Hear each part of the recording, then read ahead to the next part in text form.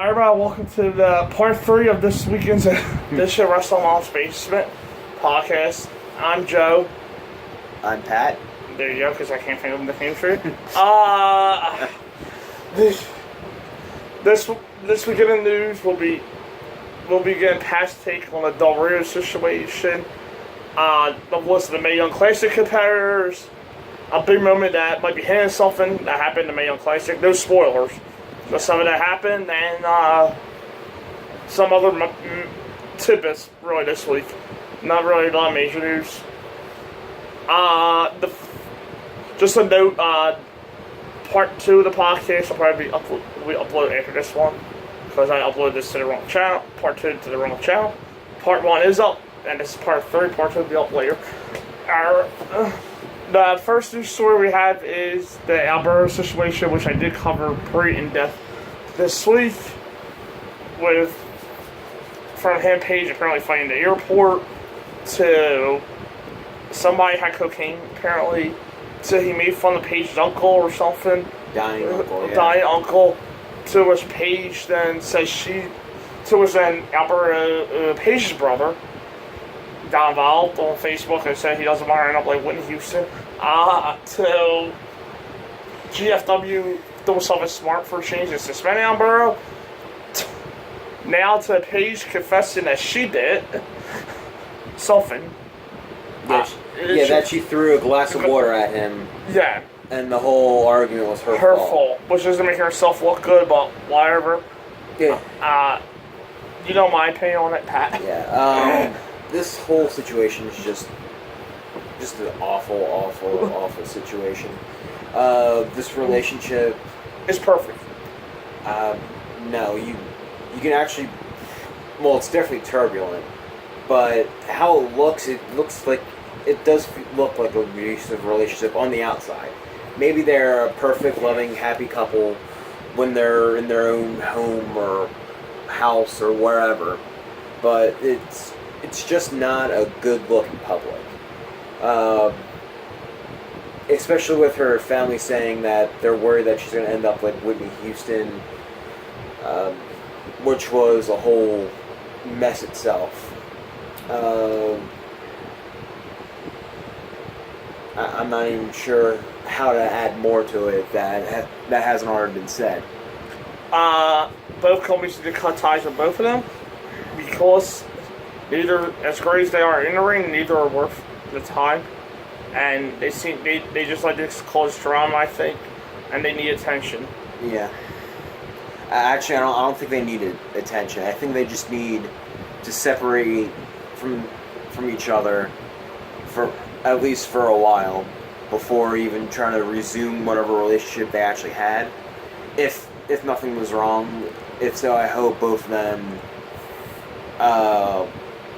find happiness and find some sort of calming force in their lives. I'm not getting involved.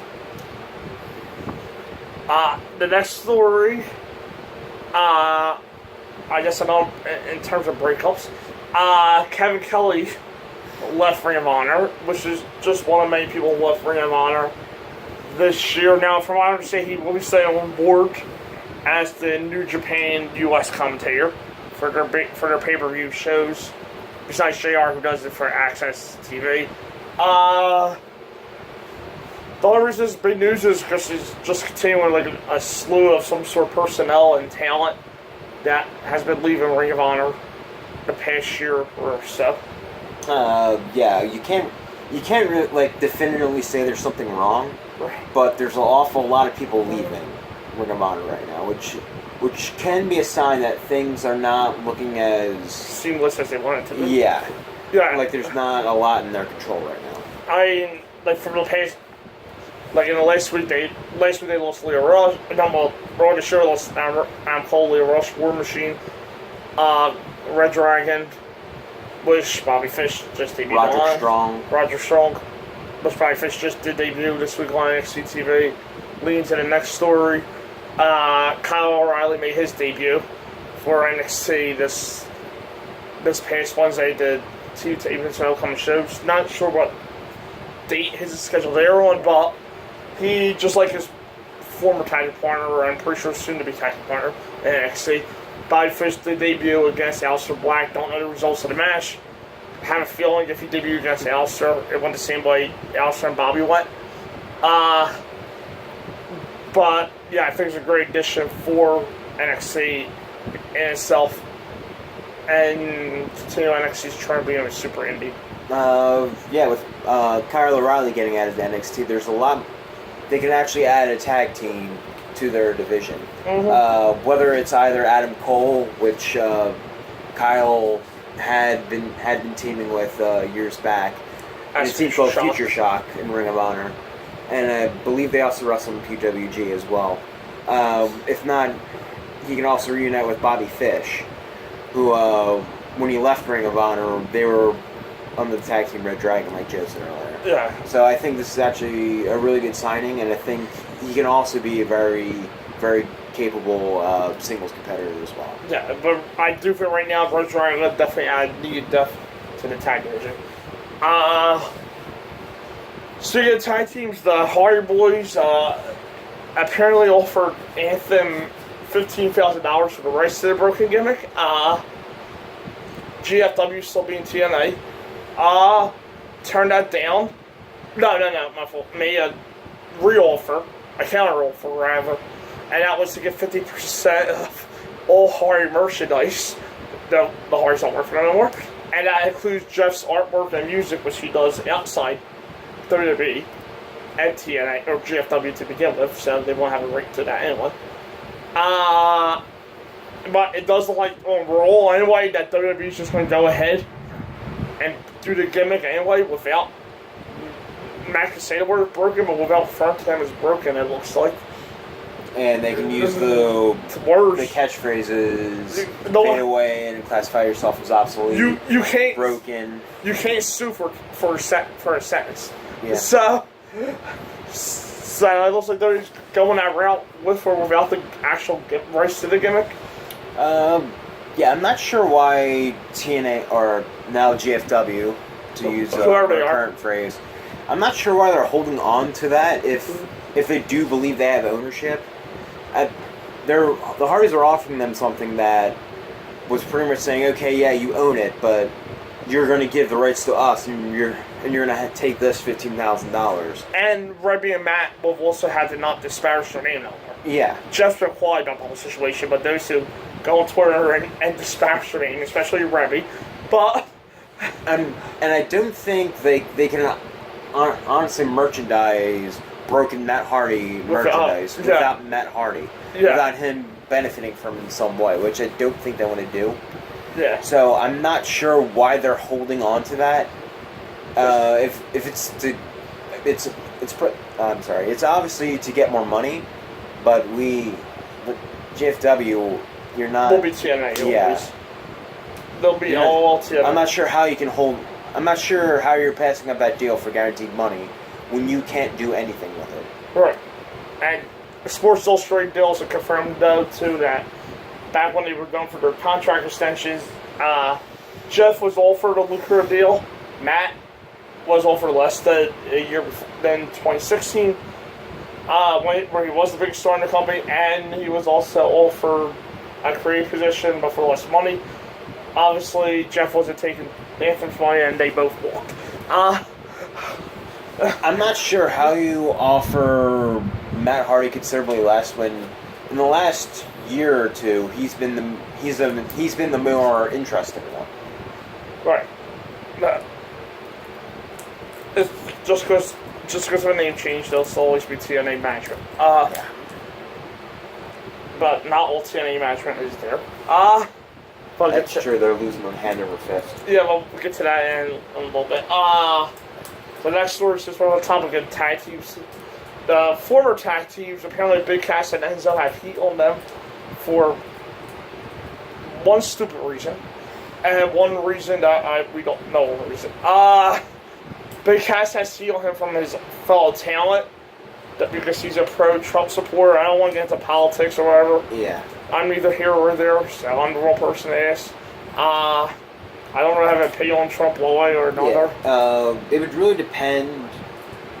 Even if you're a Trump supporter, you don't really.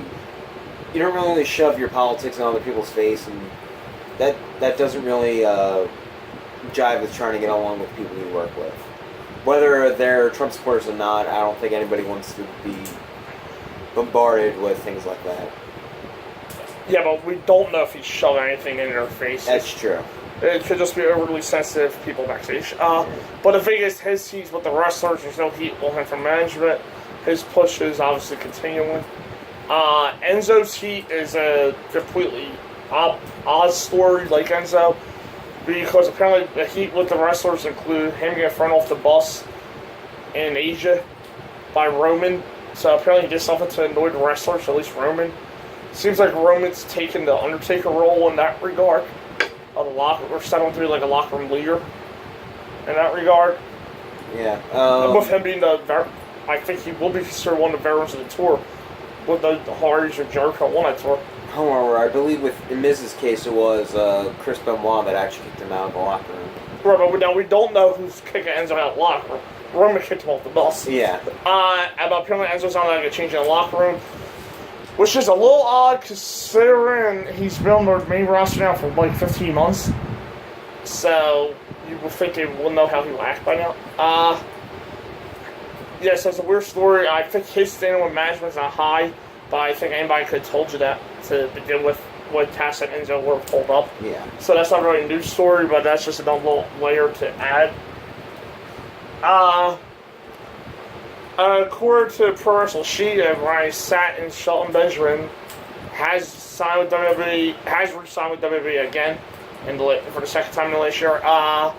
First time he never fully went through because of his medicals. I don't believe I know where Shelton's going yet. I'm assuming they're sticking with the original plan from last year's draft, which was moving to SmackDown, I'm going to assume. But now with Kurt Angle and Brawl, who knows if there'd be something there. And obviously, I do think it's a great pickup for either Brandon's mid-card, so I don't think it'll hurt. I think I would put them with American Alpha and have them sort of learn from him as well. However, Shelton is a great addition to any roster. He's a very good worker, and I wish he actually got some more opportunities that he wasn't afforded the first time. I'll be taking my NXT, so. Yeah. The next story, which wasn't a popular one yesterday, was Talk of Smack was canceled. And it was canceled because it had something to do with 205 Live. I don't know what it was. But. I think it was cut because it was cutting costs. And they also wanted to help focus on 205 Live. Okay, well, not being which they're not sure what they're going to do with it at this point. So I'm not sure why you would get rid of that show. Not even anybody you should get rid of the show that's not drawing. Not trying to beat the cruiserweights. Well, also 205 Live's not drawing. Yeah. Well, that and I think 205 Live is packaged all wrong. I don't think you put it, especially after SmackDown, in front of a SmackDown live audience. With half that, yeah. With a good portion. I think your best bet would definitely be put it in Full Sail, and have that be the second day tapings for whenever you tape NXT.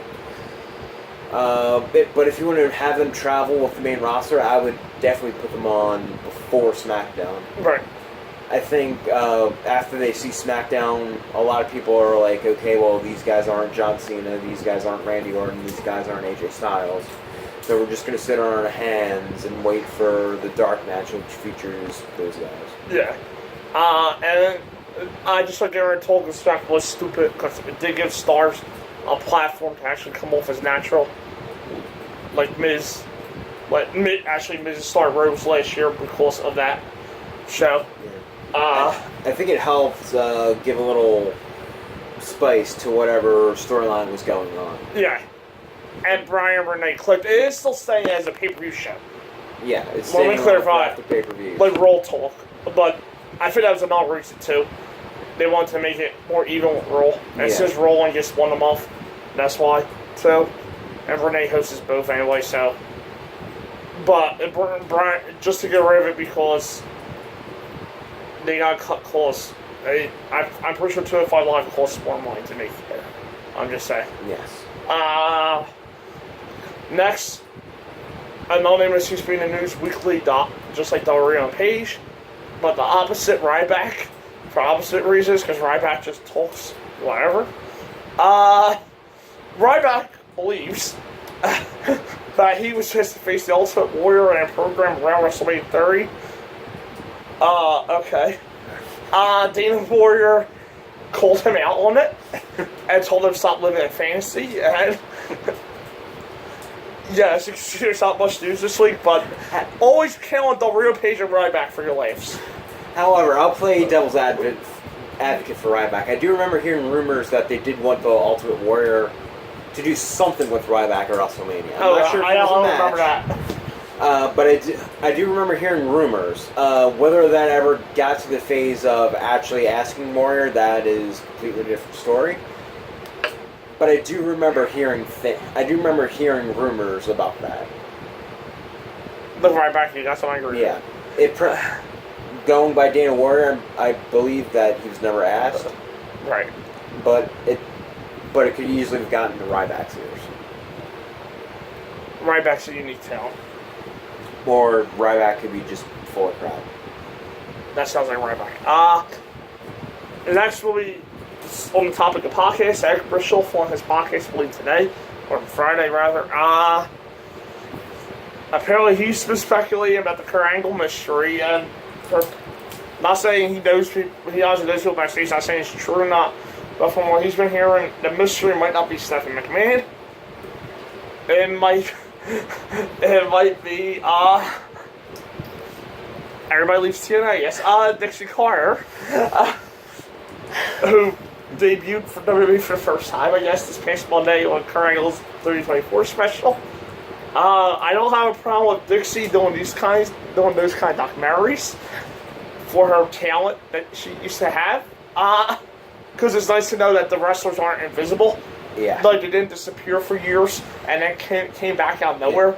Yeah. The interesting part of that was they actually mentioned TNA. Yeah, so I'm not sure. Under her name tag, and then they had sort of like a digital article that said Kurt Angle signed with TNA just to go through his career. Yeah, before they said skip over that, because I know they did with Sting when Sting debuted. Sting was away for 14 years. No. Well, then again, they're not even called TNA Wrestling anymore, are they? No. Like we said earlier. Yeah, apparently, the thing is that has backing with Bischoff is, he's speculating is that this has been reported all week too, that it can be Dixie. Now, it could be just a coincidence that they're in Nashville, but it's like everything is lined up right. Yeah, we do those coincidence things a lot, but the fact they're in Nashville, they decide to air Kurt Angle's WWE24 the week before. And advertise it by showing her picture as being interviewed. On the social medias and the site,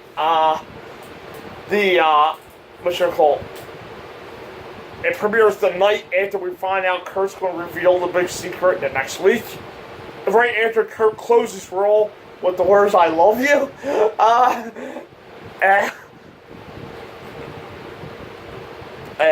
I don't know what to say. It has potential for Car Crash TV. Claire Lynch, they go that route. Then they're stealing another storyline from TNA. If you're going to do it bad, do it from the best. If you're gonna go to hell, might as well go all the way. Now, you don't have Dance and Cass to do that, to make that work. Yeah. But how that should relate to an Angle program, I don't know. Angle Triple H, yeah, I'm not sure. Yeah, if it's Dixie, I don't know how we get to that point. That's why I'm still thinking it's Stephanie, and just people are just spreading rumors for either they believe it or they don't, or they're just completely joking. But the fact that it's in Nashville and a week after the first Dixie doing TV has some validation to it. Very little validation, but validation. Nevertheless, in other controversy, I think just happened today, in New Japan, Tama Tonga decided to say, and I guess he went into the shoot interview, he pretty much told Okada and Tanahashi to their faces that the reason why New Japan At a press conference. That the reason why New Japan is worldwide now is not because of them, it's because of the Bullet Club. I think they're. If I'm him, I won't want to get in the ring with them because I'll beat the crap out of them because they're way better than him in that regard. In terms of what I just spoke, though, I don't think he's wrong, though, either. No. You can't. There's very few shows that you see on TV, a few wrestling shows that you see on TV that don't have Bullet Club shirts in there. Yeah. So Bullet Club is being represented in WWE fans, too. Hell, their Hot Topic, they'll start WrestleMania weekend because fans thought Hot Topic executives that were at WrestleCon. Saw Bullet Club shirts. Thought they were WWE exclusive. Yeah. When they were. So, he's not wrong. I mean, he's okay with me as an in-ring performer. Obviously, Okada Tanahashi's way better in that regard, but I'm not going to disagree with him there. And there's only like days they talking for the G1 climax, which I believe starts Monday. So I also don't want to anger his father, who is also known to be an ass kicker. Yeah. Or the toughest man in the business. Cool. So there's that. And now, speaking of tournaments, my pick for the G1, by the way, is probably Naito, because I thought Cody and Omega are going to fight at Wrestle Kingdom for the United States title.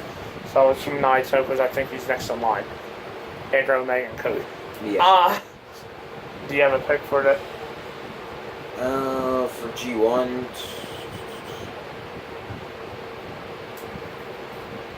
Is Cody actually in the tournament?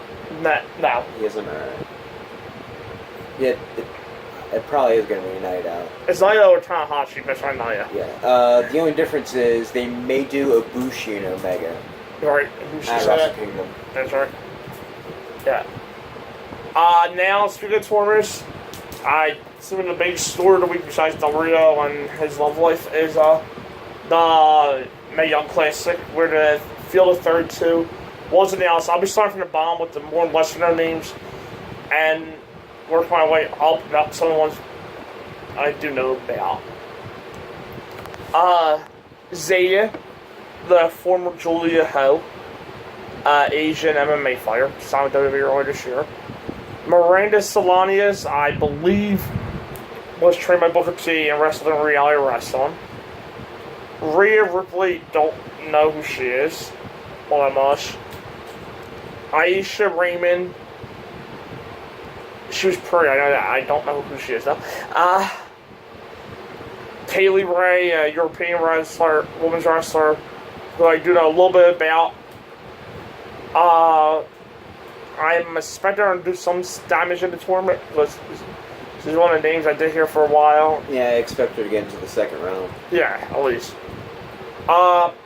Piper Nevin, I believe she was formerly a wrestler known as Viper. I was reading earlier tonight. In the UK. Renee Mitchell, I don't know all that much about. Sarah Logan, also known as Crazy Mary Dobson on the Indies. Not sure how far she's going to go right now, because with the field of women that they have. But she'll probably get at least a decent showing the first round even if she loses. I believe she's actually under contract again. Yeah, she is under contract. Sorry for butchering this woman's name. Exia Lee, I believe one of the Asian signs that WWE just signed. Yeah, one of the Chinese. Let's go with that. Yes. Abby Leith, former indie star Kimberly. From what I did hear, I didn't read the spoilers, or from what the notes I seen, she was one of the more popular ones in the contest, and hopefully it starts to push for her. Dakota Kai, formerly Evie from Shimmer. Rena Gonzalez, don't know much about. Santana Garrett, arguably the most decorated women's wrestler right now. With all the belts she did hold in the past year or two. So this is her opportunity. I'm actually not sure how far she'll make, just because of, I know she's very busy on the indie circuit, but I'm pretty sure she'll end up close to being signed soon. Jazz Gaber, I believe she had a short run on TNA, and she's in Germany as an alpha female. I believe she was with Chris Sabin in TNA in 2014. She feuded with Velvet Sky, and I can't remember who was on Velvet's side. But Sabin was going to shriek her. And I seen that look on her face. I do have proof of that. Rachel Evers, Rachel Ellering, Paul Ellering's daughter, Cassidy Ohno's girlfriend. Lacey. You just found that tonight, so. Lacey Evans, she's unique. Her entrance attire. She's a former United States Marine. So hopefully they go more that route with her. They get to know her more. Kalia Devi's the first Indian signed by WWE, woman to be signed by WWE. Also student the Great Khali. She looks better. She also moved better too. She actually bended her knees. So in terms of that, and Triple H signed her, I'm assuming she knows how to wrestle. Tainara Conti, she looked like Ivelisse from Lucha Underground a little bit. Vanessa Bourne, like we said earlier, had a tryout match. Not a tryout. Had her match in NXT this past week. There wasn't much to see because there wasn't much time given to it. So by the way, to see for a tournament. Serena Deeb, formerly Serena in WWE. The bald chick from Straight Society with CM Punk and Luke Gallows, who they all might be reunited soon in WWE. If you get my reports this week, check out the video earlier in the week that I did on CM Punk. WWE want him back, which is a no dull comment. But Serena was in retirement because I believe she was in a boating accident in 2015 and she retired. She's obviously back, so I'm assuming they signed her back too, like into a Brian Kendrick type role. So otherwise, I'm not sure why they would ask her coming out of retirement. They want to plan on bringing her back full time for NXT at least. Tessa Blanchard obviously made a few appearances. Ricochet's girlfriend. I see her getting signed soon. Very soon. And she and Tully Blanchard, Bianca Belair, that's the girl of a lot of here that qualified on last week's NXT. I did hear she has an impressive 630 splash. Ricochet's move. Yeah. Which is surprising considering she's not a trained wrestler right out the gate. Princess, I'm going to butcher this name. Princess Sujit, Calusso's wife or girlfriend. That's always like the whole phase with him. I'm interested in her with her being a luchador woman. So I'm hoping she at least gets a decent run at tournament, see what she could do. Sage Beckett, don't really know much about. And now we're getting to the field of 7 that are probably the favorites to win it. Candice LeRae, obviously a well-known indie worker, wife of Johnny Gargano, easily one of the favorites. Miriam, formerly Jade from TNA, is finally getting her chance to sign. I'm actually expecting these next 7 8 to be signed by WWE. Actually, one is signed by WWE already. I'm expecting the other 7 or 8 to get contracts soon. Toni Storm, the current Progress Wrestling Women's Champion, I believe. I know she wrestled she was some of the girls that wrestled at Access this year from the UK. So, I know. Nicole Savoy, I know a little bit about her. She believes she's been in the Indies now for at least 5 years. Mercedes Martinez, I know she's been in business 16 years, and I think she's the oldest in the tournament. Because JR Coulter is the girl that's finally getting her chance, or her career is finally, she's finally got that redemption on her career. Like, it's been verified on her career. That was Mari Bell, I skipped the name on purpose. Mari Bell, also former member of TNA, was in the Dollhouse with Jade, Miriam, and Taryn. Good for those two, though, for getting their chance in WWE. Shayna Baszler, who's probably the runner-up favorite right now to win it. From what I understand, she's been wrestling for the last 2 years, or last year. I also heard that she's very impressive too. Yeah, she's fought in the UFC, I think, up until 2015. So, 2014, definitely, maybe 2015. I did all four horsewomen big fans of wrestling. Shayna's going. Shayna, down from what I hear, was picked for being 36 and a woman, and down from the UFC to wrestle, has picked up very quickly and easily. So, I love her. And the favorite to probably win the whole thing, Kairi Sane, formerly Kairi Hojo and Stardom.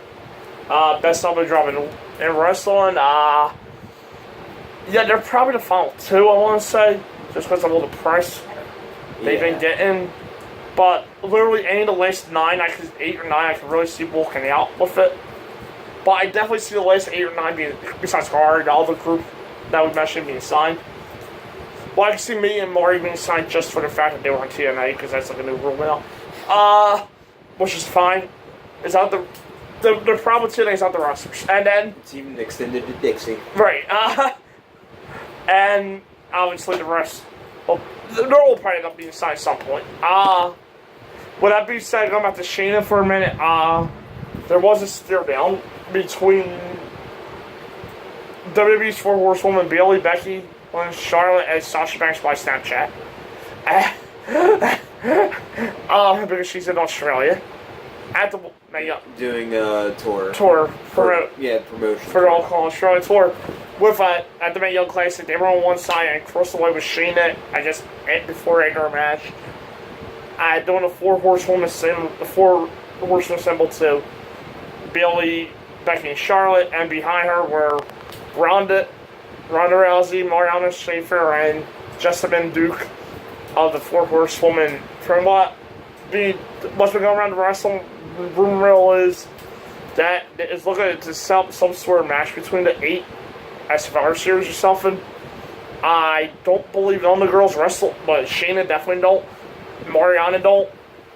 Ronda, I think's done, and Jessamine, I haven't heard much from in the women's division recently in UFC. So I'm assuming they're either all done or on the way out. And obviously it'd be a big deal for Survivor Series to get the 4 of them. Yeah. That would be a very big match for Survivor Series, who over the last few years has been getting big moments, and I think this could actually add to it as well. Yeah.